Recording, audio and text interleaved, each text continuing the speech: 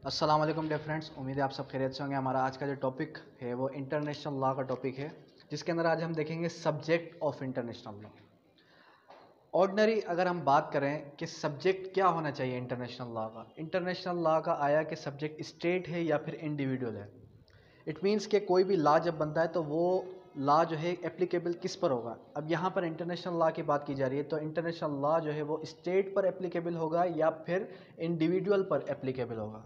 तो आज की इन शॉर्ट व्यू में, आज के इस लेक्चर के अंदर हम यही देखेंगे theories of the subject of the international law, और साथ ही साथ ये भी देखेंगे कि स्टेट इंटरनेशनल लॉ का सब्जेक्ट है या फिर जो है एक इंडिविजुअल, इट मीन्स के ह्यूमन बींग्स, पीपल्स जो है वो इंटरनेशनल लॉ के सब्जेक्ट हैं। सबसे पहले हम डेफिनेशन को देखते हैं। तो definition of subject of international law वो हमें ये डिस्क्राइब करता है कि international law deals with the rights and duties of the state. International law जो है वो rights and duties of the state के साथ डील करता है। इंटरनेशनल लॉ किस चीज़ के साथ डील करता है? Rights and duties of the state के साथ। दूसरी चीज़ ये, it rules are for states, और जितने भी रूल्स बनाए जाते हैं इंटरनेशनल लॉ के अंदर वो बनाए जाते हैं किसके लिए? रूल्स बनाए जाते हैं स्टेट के लिए। Generally state who enter into treaties with each other and are thus bound by its provisions. जब भी दो या दो से ज़्यादा मुल्क किसी भी ट्रीटी के अंदर आते हैं तो वो जो है बाउंड हो जाते हैं इंटरनेशनल लॉ के राइट्स एंड ड्यूटीज़ पर। और this does not whoever mean that inter-individual are outside the scope of international law। It means के यहाँ पर ये मकसद नहीं हुआ कि कोई भी इंडिविजुअल ट्रीटी के अंदर इन्वॉल्व हो सकता है। यहाँ पर ट्रीटी के अंदर इन्वॉल्व इंडिविजुअल नहीं बल्कि स्टेट ही होगा। तो अब यहाँ पर वेरियस थ्योरीज दे दी गई, उसके बाद भी थोड़ा देख लेते हैं। Today in view of the developing and changing certain non state entities in addition of the state. तो यहाँ पर अगर हम थ्योरी को देखें तो यहाँ पर बात की जा रही है सिंपली स्टेट की। फर्स्ट थ्योरी के अंदर बात की जा रही है स्टेट की, कि स्टेट ही क्या होगा? स्टेट ही सब्जेक्ट होगा इंटरनेशनल लॉ का। सब्जेक्ट क्या है? सब्जेक्ट मीन्स के इंटरनेशनल लॉ एप्लीकेबल, अप्लाई किस पर होगा? स्टेट पर या फिर आया के इंडिविजुअल पर। तो यहाँ पर तीन थ्योरीज हैं। सबसे पहली थ्योरी हमें बताती है कि state alone are the subject of international law. सिर्फ और सिर्फ स्टेट ही, यहाँ पर फर्स्ट थ्योरी क्या बता रही है कि सिर्फ और सिर्फ स्टेट ही क्या है? स्टेट ही जो है वो subject international law. Secondly, individuals alone are the subject of international law. That only individuals are the subject of international law. Why? The reason behind that हम ये भी डिस्कस करेंगे। थर्ड हमें क्या बता रहा है? थर्ड हमें बता रहा है states are the main subject of international law, but not the lesser extent individuals are certain non-state entitles have certain rights and duties under international law. It means के अब यहाँ पर थर्ड जो कैटेगरी है, थर्ड जो theory है वो ये बता रही है कि स्टेट भी है और इंडिविजुअल भी है, दोनों को मद्देनजर रखते हुए यहाँ पर ये कह दिया गया कि फर्स्ट थ्योरी भी राइट है, सेकंड थ्योरी भी राइट है। तो चलिए अब यहाँ पर इस चार्ट को थोड़ा समझ लें।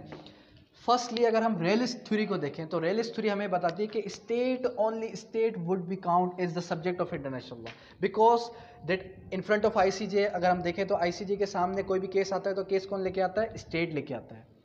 इंडिविजुअल सब्जेक्ट नहीं होंगे इंटरनेशनल लॉ के। क्यों नहीं होंगे? क्योंकि इंटरनेशनल लॉ के अकॉर्डिंग्स अंडर इंटरनेशनल लॉ कोई भी इंडिविजुअल जो है वो इंडिविजुअल जो है लीगल पर्सनैलिटी नहीं रखता, और अगर इंडिविजुअल को राइट्स एंड ड्यूटीज़ परफॉर्म करनी है तो वो भी जो है अंडर वो अपने स्टेट को कहेगा, तो उसका स्टेट जो वो परफॉर्म करेगा।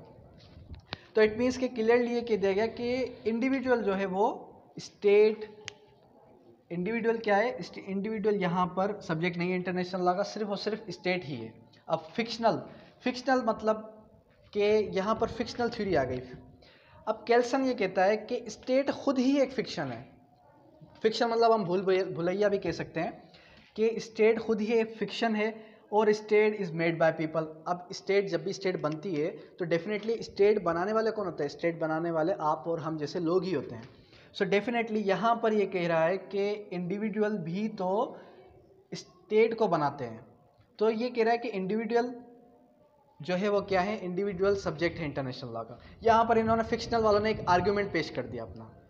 अब ये आर्ग्यूमेंट उन्होंने लॉजिकल आर्ग्यूमेंट पेश किया कि आप खुद डिसाइड करें कि क्या हम राइट हैं या हम रॉन्ग हैं। उन्होंने कहा कि जब भी कोई एम्बेसी में एम्बेसडर्स या फिर प्रिजनर ऑफ द वार या स्पाइस, डिप्लोमेट्स या फिर जो है पायरेट्स जितने भी होते हैं वो सारे के सारे क्या होते हैं? वो स्टेट होते हैं या फिर इंडिविजुअल होते हैं? डेफिनेटली वो इंडिविजुअल्स होते हैं। तो इन्होंने कहा कि इस थ्योरी के मुताबिक हमारी थ्योरी राइट है, हमारी थ्योरी के मुताबिक जो है एक इंडिविजुअल्स, जितने भी इंडिविजुअल्स हैं वो सब्जेक्ट है इंटरनेशनल लॉ के। अब थर्ड थ्योरी आई फंक्शनल, अमली। इन्होंने कहा कि भाई ये दोनों की दोनों थ्योरीज राइट है। हम कहते हैं ना किसी केस के अंदर कि आप अपनी जगह सही है, आप अपनी जगह सही है। वो किस तरीके से कि इन्होंने कहा कि इंटरनेशनल लॉ के अंदर ही दो काइंड्स हैं, एक है पब्लिक इंटरनेशनल लॉ, एक है private international law. Public international law deal करता है स्टेट के साथ और प्राइवेट इंटरनेशनल लॉ डील करता है इंडिविजुअल्स के साथ। पब्लिक इंटरनेशनल लॉ सेम होता है सबके लिए, लेकिन प्राइवेट इंटरनेशनल लॉ के अंदर कॉन्फ्लिक्ट्स होते हैं लॉस के अंदर, और प्राइवेट इंटरनेशनल लॉ जो है वो सिविल होता है नेचर के अंदर। तो यहाँ पर इन्होंने कहा कि इंटरनेशनल लॉ के अंदर ही दो काइंड्स हैं, एक है पब्लिक इंटरनेशनल लॉ, एक है प्राइवेट इंटरनेशनल लॉ। दोनों को अलग अलग तकसीम कर दिया।